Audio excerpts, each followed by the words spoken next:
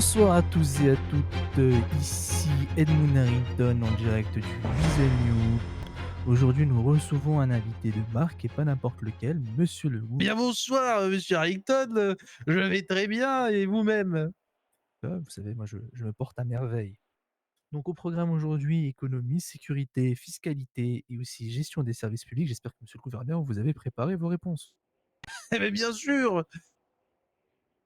Eh bien, commençons alors. Donc, je vais commencer par une question, posée, qui paraît un peu déplacée, hein, vous m'en verrez désolé, mais, posée par une personne, des plus démunies, monsieur Ethan Walker, qui vous pose: «Monsieur le gouverneur, quel est votre salaire?» Ah oui, très bien, je vois que monsieur Walker rentre dans le vif du sujet.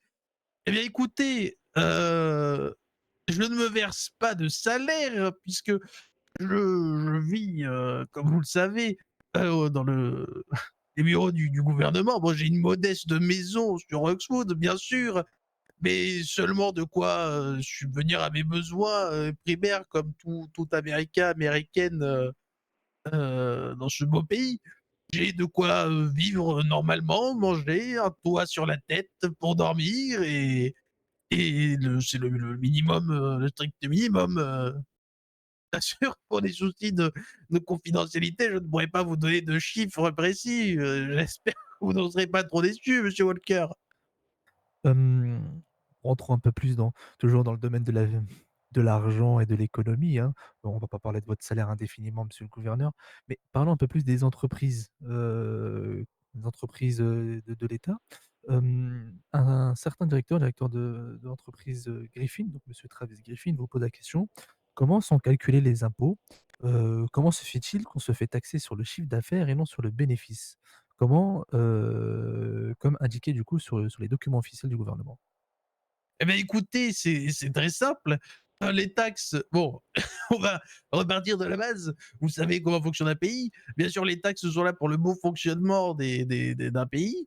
Et bien évidemment, nous avons besoin de ces taxes pour faire fonctionner les services publics, pour pouvoir financer la sécurité. Je pense notamment au SASP et aux militaires, au service des hôpitaux. Enfin, vous voyez à quoi servent les taxes, bien sûr. Et Alors, comment ça fonctionne? En fait, c'est très, très facile. Nous taxons, de manière équitable toutes les entreprises. C'est-à-dire que les petites entreprises qui ne font pas beaucoup de chiffres ne sont pas beaucoup taxées et les grosses entreprises qui font des millions, ben, ils seront forcément plus taxés. C'est tout à fait normal. pensez-vous que les différents impôts et taxes qui ont été imposés aux entreprises risquent d'augmenter dans les mois à venir? Eh beh, écoutez, ça, seul l'avenir nous le dira. Nous ne pouvons pas, estimer je ne peux pas vous dire exactement, quelles sont les estimations, de l'économie de notre belle ville et de notre bel État. Là, actuellement, je ne suis pas aux commandes de cette équipe. Je ne la dirige pas. Je n'ai donc pas toutes les informations nécessaires. Très bien. Une petite dernière question concernant la fiscalité. Vous avez parlé donc de taxation, de réinjection d'argent et cetera. Est-ce qu'il serait possible d'avoir un suivi de cette réinjection d'argent? Puisque beaucoup de citoyens se posent la question sur les fonds et comment ces derniers sont réinvestis derrière. Est-ce que Eh beh, ces derniers écoutez, sont bien réinvestis? Telle est la question de certains.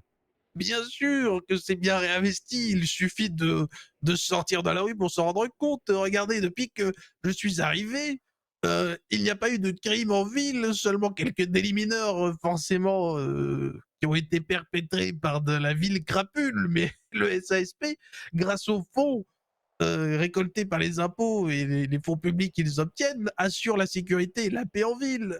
Pareil pour les médecins, il n'y a pas eu de décès ou de blessures graves du. Bien, vous en faites une parfaite transition puisque vous parlez de la sécurité en ville, et des services publics de manière générale. Un certain membre des services publics, vous pose la question, quelle va donc être votre politique, en fait, sur la sécurité globale de la ville et notamment sur les multirécidivistes? Un Eh anonyme, bien, bien évidemment. écoutez, c'est un sujet, très important, que j'aurais forcément abordé moi-même. La sécurité est au cœur, comme vous le savez, de mon programme politique. j'en reviendrai plus en détail, lors de mon meeting, le 23 novembre prochain, mais je vais vous donner un peu une généralité. Donc, dans mon programme, bon nombre d'entre vous le connaissent, hein, puisque bon nombre d'entre vous ont voté pour moi. La sécurité passe avant tout. Donc je ferai, heu, comment vous dire ça? La sécurité, c'est vraiment ma priorité dans mon programme politique, vous voyez? Donc je mettrai tous les moyens nécessaires au SASP et autres forces de l'ordre, nécessaires, pour pouvoir, garantir la sécurité et que tous nos concitoyens puissent, tout à fait sortir, de chez eux sans aucun problème et qu'ils ne risquent pas de se faire planter par je ne sais quel terroriste sorti du dernier buisson ou de derrière la ruelle sombre, qui se trouverait par là. Vous parliez à un instant des forces de l'ordre. Vous avez pu le constater, ce matin même, j'ai eu j'ai publié directement sur les réseaux de Visual News un un article concernant les agissements de certains des forces de l'ordre et d'une situation assez controversée. Est-ce que vous avez un mot par rapport à ça? Pour faire un petit résumé du contexte, selon, certaines sources, bien évidemment, des forces de l'ordre auraient, procédé à un contrôle routier, en mettant une amende à des citoyens alors qu'une rixe, armée, en tout cas de battes de baseball et d'armes blanches avait lieu tout près de là. Et pour justifier, en fait, leur acte, certains des agents auraient dit comme quoi, ce sont les ordres et que c'était totalement normal. Est-ce que vous estimez que cette situation est normale ou pas du tout? Bah, écoutez, je pense que le SASP est très à même de gérer les situations, de la meilleure manière qu'il se doit. Je n'étais pas présent sur place, donc je n'ai pas vu les faits, mais dans tous les cas, il suffit de regarder les faits. Si des gens commettent des méfaits, type, excès de vitesse et cetera et qu'ils se prennent un contrôle de police derrière, c'est tout à fait normal. Après, un agent seul ou à 2 ne vont pas arrêter une rixe de malfrats, qui se battent à coups de baseball s'ils sont une vingtaine. Vous voyez? Faut Je pense que monsieur le chief ou l'assistant chief ou je ne sais qui a fait le communiqué, j'ai pas compris qui c'était.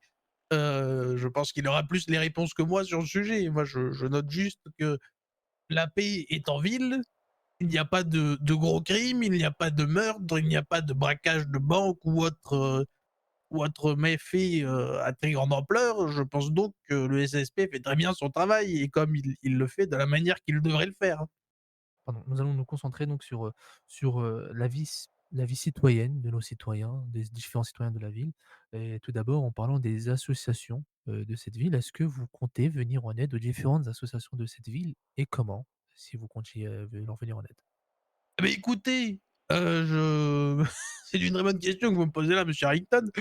Voyez-vous, puisque je pense que c'est un sujet, quand même relativement important, vous voyez? La vie associative de la ville, ce sont des gens comme vous et moi qui offrent leur aide et leur temps bénévolement, à différentes causes plus ou moins importantes. Je pense que ces gens-là méritent, d'avoir une réponse, franche de ma part, quant à leur sujet, quant au sujet posé. Donc j'inviterai, les présidents d'associations, à se présenter, à prendre rendez-vous et se présenter au gouvernement et bien sûr, nous viendrons en aide, avec les moyens que nous pouvons, investir, dans les secteurs, qui nous jugerons ayant une utilité, réellement utile, si vous voyez? Bien sûr, bien sûr. Différents quartiers de la ville se plaignent de leurs conditions de vie de manière générale. Est-ce que vous avez un plan social ou autre pour leur venir en aide? Ou est-ce que vous estimez que c'est aux citoyens, d'eux-mêmes de se, de se rassembler, de trouver une solution par eux-mêmes? Mais écoutez, c'est aussi un sujet, relativement sensible, puisqu'il y a bon nombre de quartiers qui sont un peu délabrés. Mais c'est simplement en ville, Et à quel nous quartier en avons particulier vous pensez en par oh rapport bah, à un quartier délabré? il y en a beaucoup, vous savez, il y en a beaucoup, non, mais il y en a quand même quelques-uns. J'ai pas de noms là qui me viennent en tête directement, mais il y a quelques quartiers, oui, qui sont, en plus mauvais état, en plus mauvaises conditions, en termes d'infrastructures et de travaux, si je puis dire, qui seraient nécessaires. Nous, avec le service urbanisme, nous avons, la possibilité, de débloquer des fonds pour faire des travaux, vous voyez? Mais le problème, c'est qu'il faudrait qu'une fois que les travaux réalisés, que tout soit bien neuf, il faudrait que ce soit respecté et non redétruit, heu, 10 jours plus tard en signe de protestation contre le gouvernement, vous voyez? Il y a des quartiers qui se portent très bien depuis des années et des années, il y a pas de dégradation et il y a certains quartiers qu'on a déjà refait à neuf entièrement et qui ont été détruits en moins de 15 jours. Donc bon, après ce serait un peu jeter l'argent des taxes par les fenêtres que de refaire ces quartiers toutes les 2 semaines. Vous voyez ce que je veux dire? Ça coûte très cher les travaux. Mais donc, peut-être que le problème est ailleurs. Le problème n'est pas que d'un point de vue infrastructure, il est peut-être aussi peut-être dans l'éducation qu'on leur fournit ou dans les moyens qu'on leur met à leur disposition de manière générale. Alors, est-ce que l'infrastructure des quartiers, de manière générale, est la seule solution selon vous? Est-ce que les Ah beh chances, en tout cas pour tous les membres de cette ville, est la même? Ah ben, en termes d'infrastructure, oui, les gens pour tous les membres de cette ville est la même, que ce soit d'ailleurs à Los Santos ou plus au nord, à Roxwood ou Paleto Bay. Et je pense aussi à Sandy Shore, à Grapeseed. La chance est la même pour tous. Après, en termes d'éducation, il suffit d'avoir des parents qui vous éduquent correctement, comme tout bon Mmh, Américain. Je pense que quand je l'éducation passe principalement par là.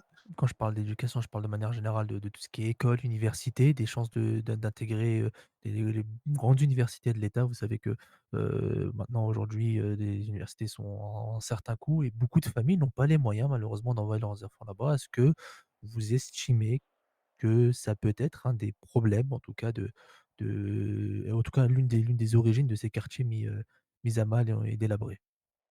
Écoutez, je pense que non, ce n'est pas un problème ni une condition, tout simplement parce que voyez-vous, là, je vais vous donner un scoop pour répondre à cette question, mais je n'ai jamais été à l'université moi-même et regardez où j'en suis aujourd'hui. Il suffit simplement d'avoir un peu de courage et d'avoir l'envie de travailler et de se donner les moyens d'y arriver, c'est tout. Un petit dernier point sur votre slogan, votre fameux slogan: «L'Amérique d'abord, l'Amérique après». Un slogan qui Alors fait quand non, même je suis désolé, monsieur Harrington, je m'excuse de vous couper, mais pardon? vous ne pouvez pas dire ça, c'est l'Amérique d'abord, l'Amérique ensuite. Oui, pardon, l'Amérique ensuite, désolé. C'est un slogan qui fait quand même assez parler, au sein de l'État puisque vous, comme vous le savez, en tout cas une grande population latino, afro-américaine de manière générale et autres, vit en tout cas vit depuis plusieurs générations dans l'État. Est-ce que vous avez des réponses à leur fournir ou quelque chose à leur dire? Bah écoutez, je ne comprends pas qu'ils se sentent offusqués, j'ai l'impression, de par ce que vous me dites, de ce slogan. Puisque s'ils sont là depuis des générations, ils sont comme nous tous américains. Donc moi, tout ce qu'il m'importe avec ce slogan, c'est de bien faire comprendre aux gens que la priorité, politique, de ma campagne, excusez-moi, c'est, les Américains. Bien évidemment, nous sommes en Amérique, il est donc normal que la priorité nationale, soit mise en place pour tout ce qui est, que ce soit économie, sécurité, et cetera.